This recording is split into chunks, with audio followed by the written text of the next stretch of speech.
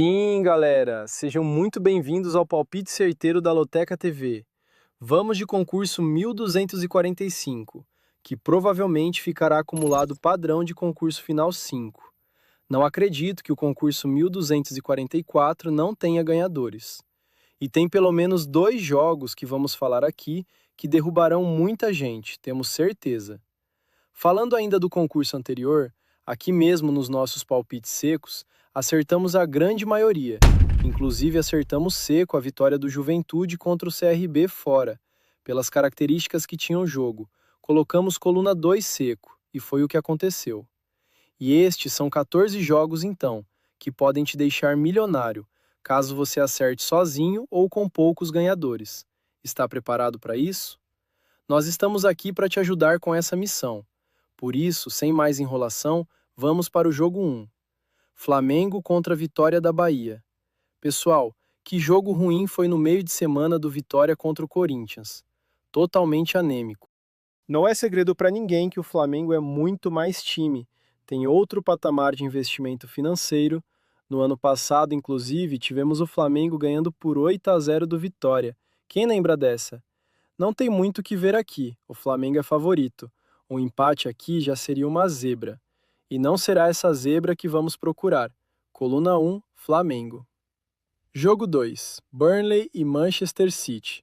Em setembro do ano passado, o Burnley levou 5-1 do City. Esse time é muito freguês do Manchester City.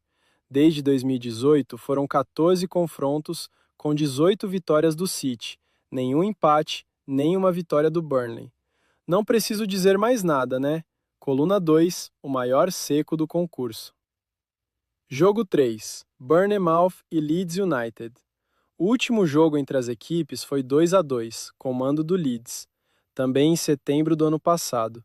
E os números ofensivos e defensivos das equipes nesta temporada são parecidos. O Bournemouth tem 53 gols pró e 55 contra. Já o Leeds, 52 gols pró e 54 contra. Mas em termos de classificação, o Bournemouth é o 8º na Premier League. Já o Leeds é o 15º.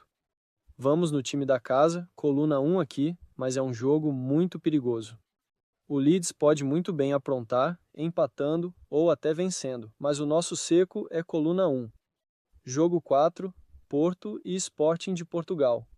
Jogo pela Taça A de Portugal. Em março deste ano, as equipes se enfrentaram pela primeira partida das semifinais deste torneio, com vitória de 1-0 do Sporting, que jogou em casa contra o Porto. Agora, o Porto precisa reverter a vantagem do Sporting.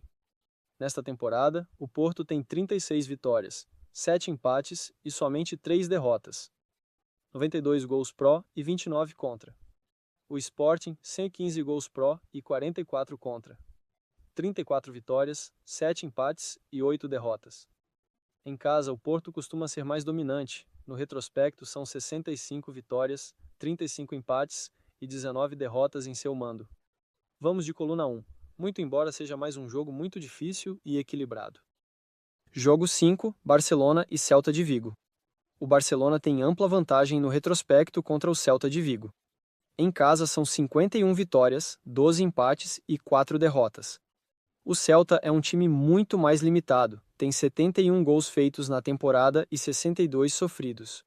Já o Barça tem 133 gols marcados e 57 sofridos.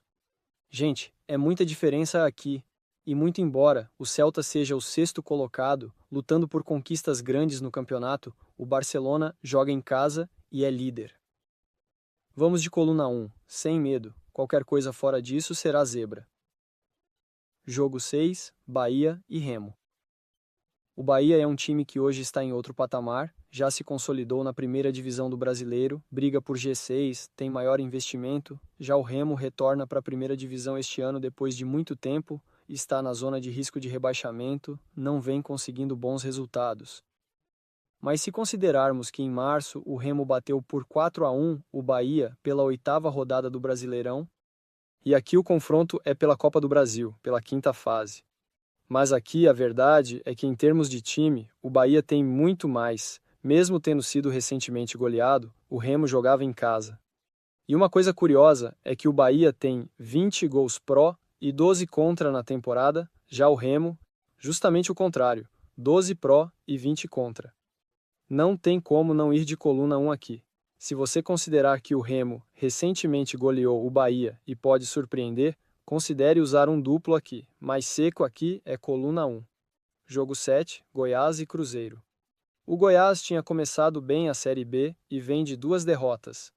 Já o Cruzeiro, o oposto, começou mal o Brasileirão e agora vem se recuperando. Mesmo assim, eu não confio totalmente no Cruzeiro neste jogo. O Cruzeiro nesta temporada tem 12 vitórias, 4 empates e 9 derrotas. O Goiás tem 12 vitórias também, 8 empates, mas só perdeu 2 partidas este ano, justamente essas 2 últimas por sinal. Será que engata 3 derrotas seguidas? Aqui vamos de empate pessoal. Seco, o melhor resultado é empate, coluna do meio. Jogo 8, Itabaiana de Sergipe contra Botafogo da Paraíba. Jogo pela Copa do Nordeste.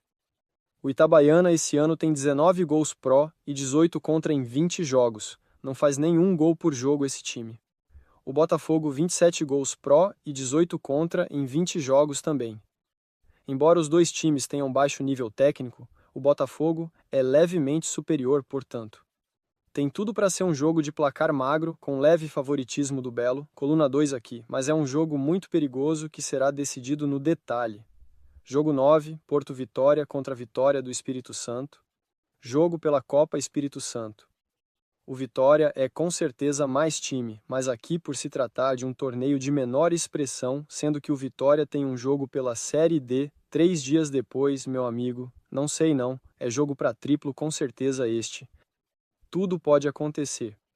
O Porto Vitória pode ir mais focado neste jogo e joga em casa. E o Vitória terá que poupar atletas.